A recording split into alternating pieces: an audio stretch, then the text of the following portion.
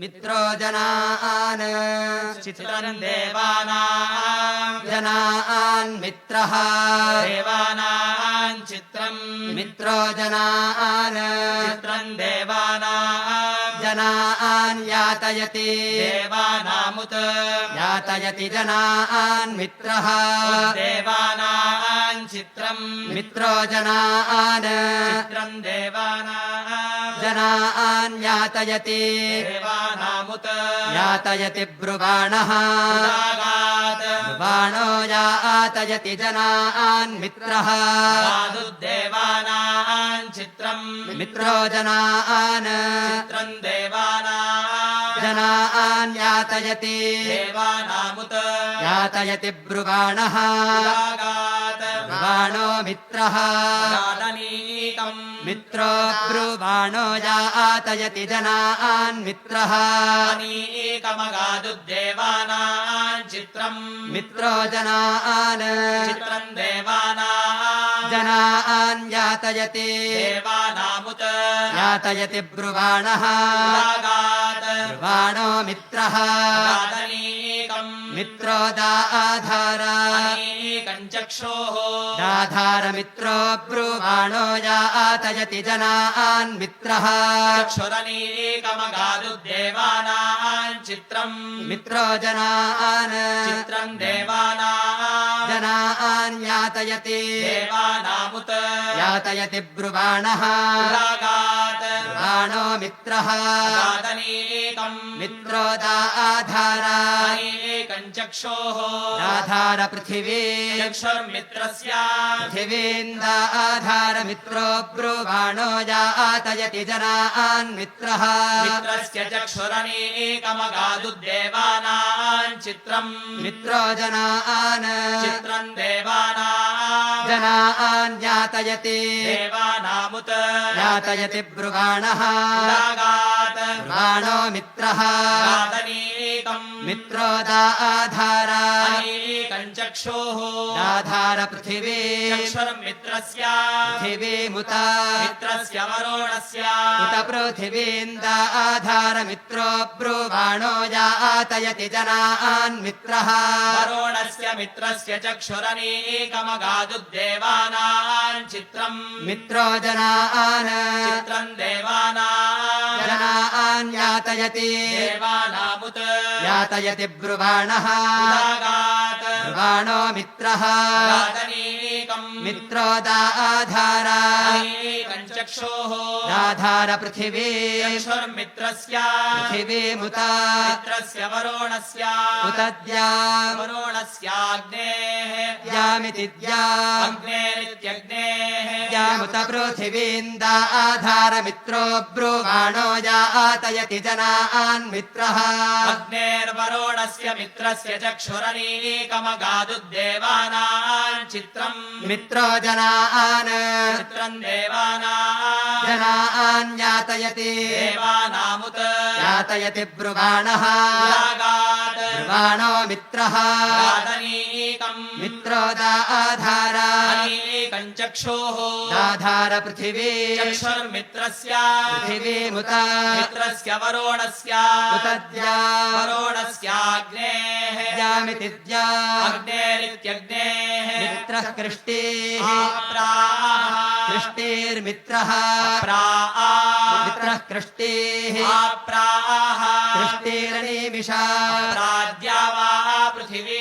अनिमिषा कृष्टिर्मित्रः द्या वा पृथिवी अप्राः मित्रः कृष्टिः आप्राः कृष्टिरनिमिषा प्राद्या वा पृथिवी अनिमिषाभिः द्या वा पृथिवी अन्तरिक्षम् अनिमिषेत्यनिमिषा द्या वा पृथिवी दिद्या वा पृथिवी अभ्यनिमिषा कृष्टिर्मित्रः अन्तरिक्षम् द्या वा पृथिवी अप्राः मित्रः कृष्टिः आप्राः कृष्टिरनिमिषा प्राद्या वा पृथिवी अनिमिषाभिः द्या वा पृथिवी पृथिवी अन्तरिक्षम् अनिमिषेत्यनिमिषा द्यावा पृथिवी द्यावा पृथिवी अभिचष्टे अन्तरिक्षम् सूर्याः षष्टेभ्यनिमिषा कृष्टीर्मित्रः सूर्योऽन्तरिक्षम् द्यावा पृथिवी अप्रा मित्रः कृष्टीः अप्राः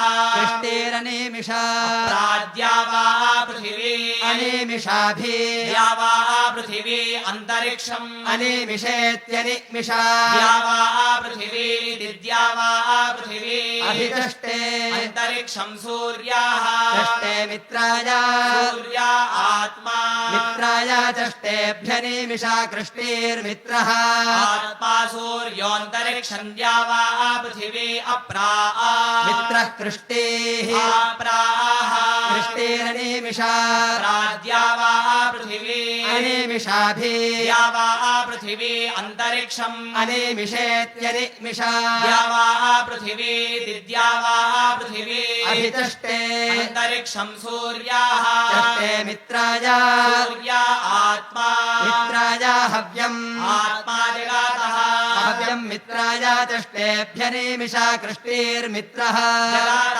आत्मा सूर्योऽन्तरिक्षम् द्यावा पृथिवी अप्रा मित्रः कृष्टीः प्राः कृष्टीरनिमिषा प्राद्यावा पृथिवी अनिमिषाभिः द्यावा पृथिवी अन्तरिक्षम् अनिमिषेत्यनिमिषा द्यावा पृथिवी द्यावा पृथिवी अभिचष्टे अन्तरिक्षम् सूर्याः चष्टे मित्राय सूर्या आत्मा मित्राय हव्यम् आत्मा जगातः हव्यम् घृतवात् जगातस्तस्थुषाः घृतवद्भव्यम् मित्राय चष्टेभ्यनिमिषा कृष्टीर्मित्रः स्थुषो जगात आत्मा सूर्योऽन्तरिक्षम् द्यावा पृथिवी अप्रा मित्रः कृष्टीः प्राः कृष्टीरनिमिषा प्राद्यावा पृथिवी अनिमिषाभिः द्यावा पृथिवी अन्तरिक्षम् अनिमिषेत्यनिमिषा द्यावा पृथिवी द्यावा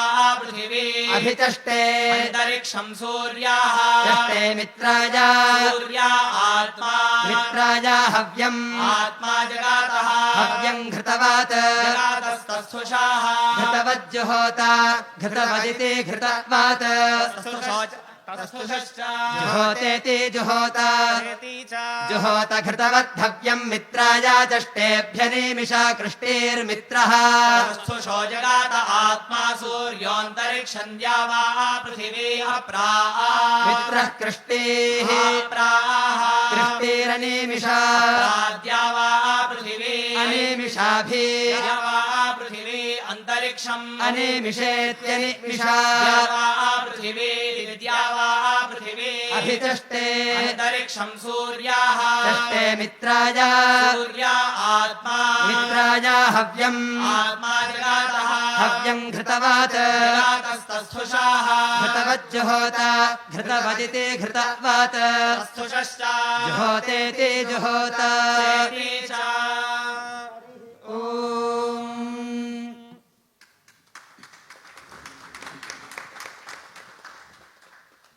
ఈరోజు ఈ ఋషి పంచమి రోజు మనం చతుర్వేద శ్రవణం చేశాం.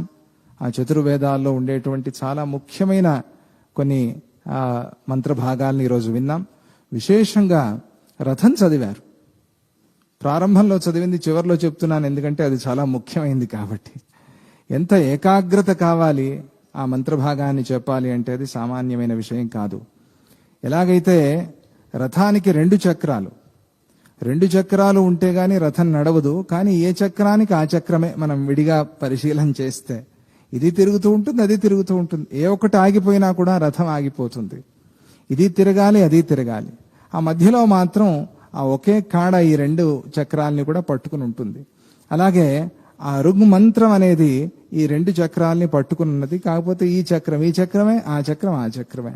ఈ రెండు చక్రాలు కలిసి ఒక రథం నడిచినట్టుగా ఈరోజు ఆ రథ భాగాన్ని చెప్పారే, అది చాలా అద్భుతం. ఎందుకంటే ఇదే ఒక మంత్రం, అదే ఒక మంత్రం. ఈ మంత్రంతో ఆ మంత్రం కలవటానికి లేదు. ఈ చెప్పే వాళ్ళకి ఈ మంత్రం వచ్చు, ఈ చెప్పే వాళ్ళకి ఈ మంత్రం వచ్చు. కాబట్టి ఈ మనస్సు లాగుతూ ఉంటుంది ఈ పక్కకి.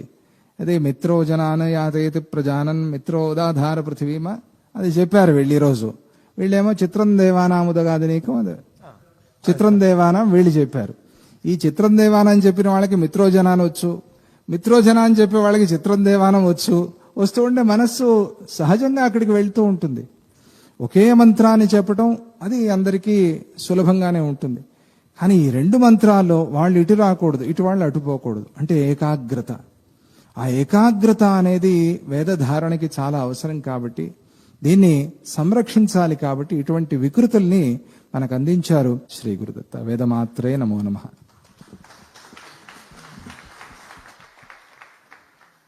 ఇప్పుడు విద్వాంసులందరికీ కూడా